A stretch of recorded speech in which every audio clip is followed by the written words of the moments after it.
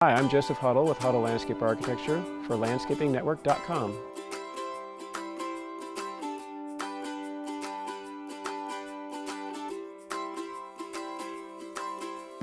So for this project here, we had this wonderful opportunity. They have a kitchen and a breakfast nook which has this large glass door that flows out, and so we placed a what you could call a breakfast patio or a lunch patio or a dinner patio. Anyway, it's a great little outdoor eating spot. And to liven that up and to psychologically cool it down on a hot day, we have this adjacent water feature.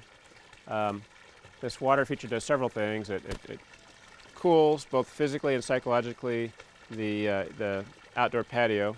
It's a strong visual from inside the house, whether you're sitting down having breakfast or even from the front door, you can see through the glass of the house to this water feature.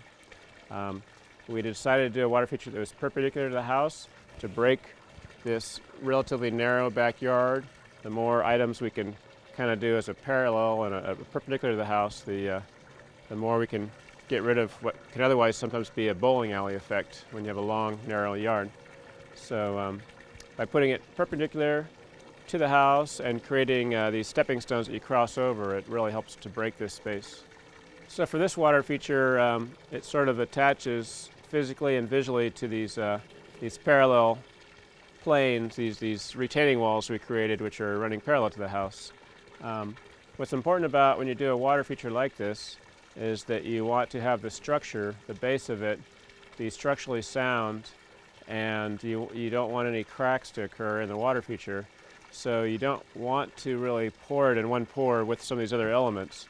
So one of the first thing we had to do basically on this landscape project was to get this basin installed before any other hardscape elements went into place. So we came in here, we did the formwork, we laid in our piping, and then we poured this basin with the supports for these pads with a strong concrete mix. It was a 3,000 psi mix, and then we added a Zypex chemical additive to the mix within the concrete that basically forms a crystalline structure with the concrete to make it waterproof. We also added black color to the concrete to give it a dark appearance so it wouldn't stand out too brightly once it's installed.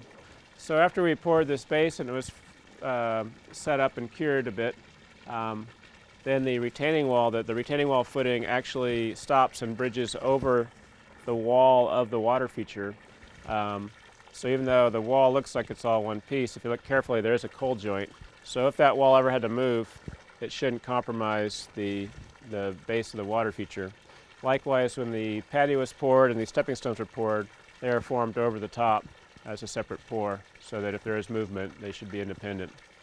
In addition to that, you'll notice a fairly narrow profile on the perimeter. It looks like it's 4 inches thick, which it is at the top, but if you just go down 4 inches, 5 inches, it is a full 8-inch width sidewall, which is really what we would recommend for something like this. If you're doing reinforced concrete for water features, we normally like to do 8 inches thick. I'm Joseph Huddle for landscapingnetwork.com. Thanks for watching.